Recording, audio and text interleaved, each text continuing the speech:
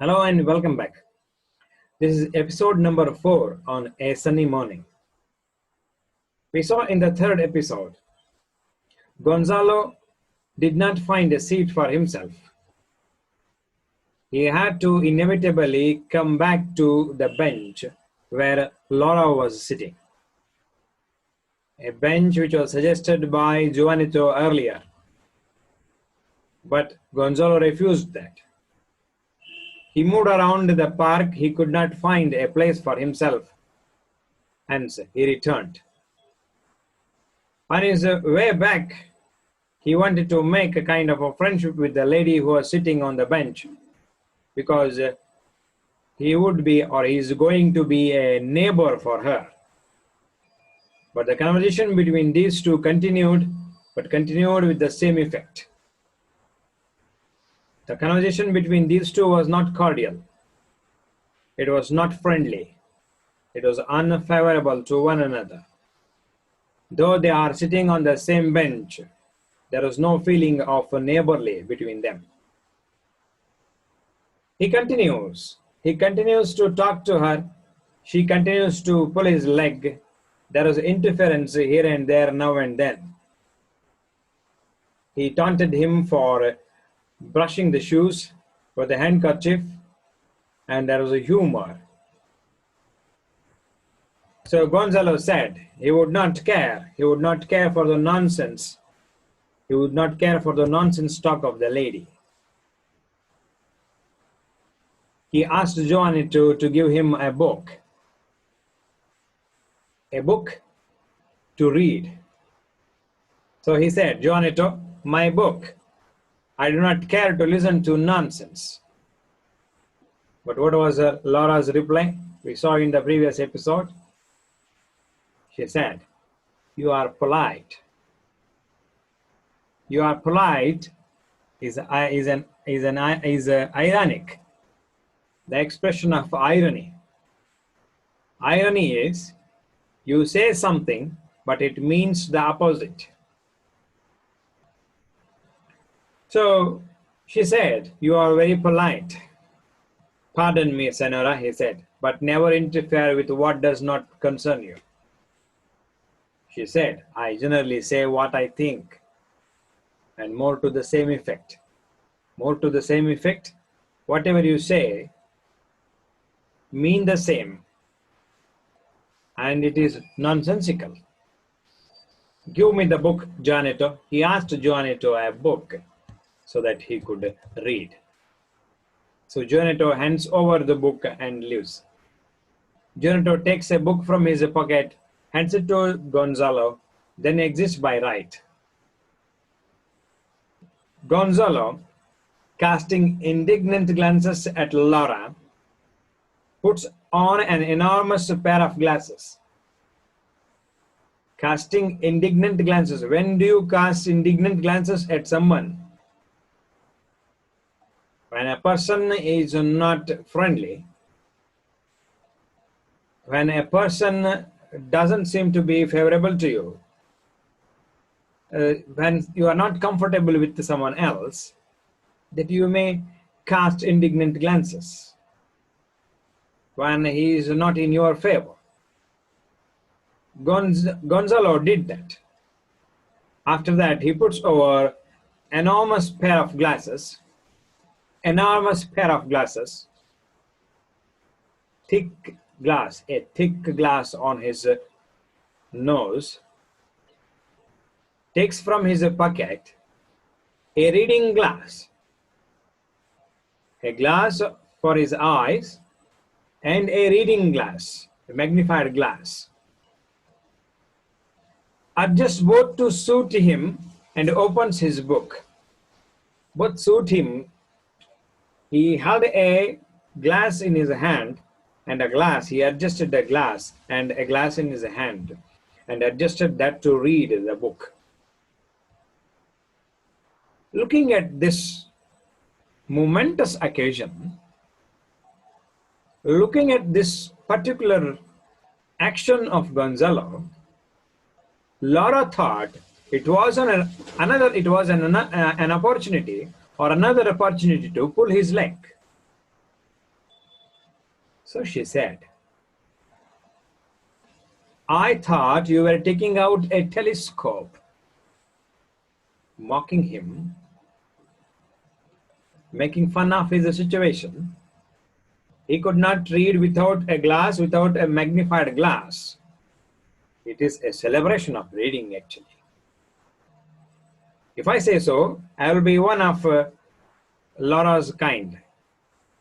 But due to his age, his eyes were so keen in the sense, ironically. I thought you were taking out telescope, she said. But Gonzalo still tries to be a gentleman, did not retort. He said, was that you? Was that you?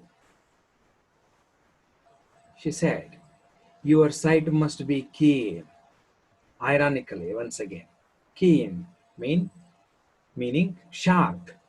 Your eyes must be sharp. He said, sharper than yours, keener than yours is. Yes, evidently, she said, I can see how keen your eyes are. Because there is an enormous pair of glass on the nose and a magnified glass in the hand to read. That must be a keen sight. Yes, evidently, I can see that. I can witness that, she said. Gonzalo tried to manipulate. He tries to manipulate. Or to retain some dignity, he felt he lost it. So he said, ask the hares and partridges. If you want to know how keen my eyes are, you have to ask the hares and partridges. Hares are like a rabbit-looking animals, which run very fast. It's very difficult to catch them. What he meant when he said, ask hares and partridges are birds, wild birds, that run fast, fly, not much, but to shoot them, to hunt them, it is a difficult task. So what he meant, he was a hunter. He could hunt even hares and partridges. That means his eyes are so keen, he tries to manipulate. Ah, do you hunt? She asked. Oh. She saw him reading with so much difficulty. How could he hunt? But she asked him, do you hunt? Gonzalo said, I did hunt. And even now, how could he hunt even now? He can't read lines without a glass or a magnified glass. Oh yes, of course, you can hunt now as well, she said, ironically, once again, sarcasm. Yes, Senora. Every Sunday, I take my gun and a dog. You understand? Gonzalo said. Every Sunday, I take my gun and a dog. You understand? And I go to one of my estates near Aravaca and kill time. What he kills now? He kills time. Yes, kill time. That is all you kill. You can do only that much now. You can't kill an animal. You can't kill a boar or a partridge or partridges, hares or partridges. But you can kill only time. Do you think so? I can kill? I could show you a wild boar's head in my study. He continues to boast himself. I could really hunt. I did hunt. Evidence of that is there in my study room. A wild boar's head. A wild pig. So the head of it is there. That he hunted. So yes, and I could show you a tiger's skin in my boudoir, she said. in my boudoir. Boudoir is a private room, a bedroom for a woman. B-O-U-D-O-I-R is pronounced as boudoir. Yes. Laura shut his mouth with one expression. How? Gonzalo said he had a boar's head that he did hunt in the past, but Laura said she had got a tiger's skin in her boudoir. What does that prove? What does that prove? She's asking, making him feel inferior because which one is more ferocious, more dangerous to hunt, a boar or a tiger? So she's indicating that she could or did hunt a tiger. As a result of that, she has the skin of the tiger in her bedroom. What does it prove? Oh, very well, Senora, very well, madam. Please allow me to read. Enough conversation, he said. Enough of conversing. This is the time for me to read. Let me read. Well, you subside then, she said. You fall back and read yourself. Don't talk to me if you really want to read. But first I shall take a pinch of snuff. Takes out a snuff box. Will you have some? Offers the box to Laura. Will you have some? She would have said yes or no. But again, showing off some superiority, she asked, I will have if it is a good one. If it is good, I will have. She would have, she said. It is of the finest quality, he said. You will like it. Taking a pinch of snuff, Laura said, it clears my head. She snuffed and said, it clears my head. Snuff is a tobacco which people inhale in through nose. She said, it clears my head. And mine too. Laura asked Gonzalo, do you sneeze? Yes, madam, 3 times. And so do I. What a coincidence.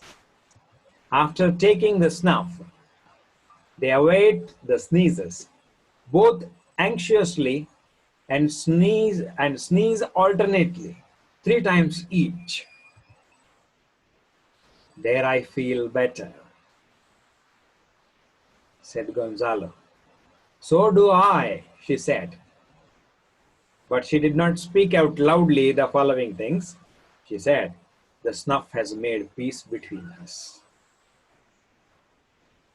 So, very hostile, unfriendly, not so cordial, not so neighborly people or conversation between these two now taking a different tone. The snuff had made the difference, and now they are good to one another. Mainly Laura is good to Gonzalo.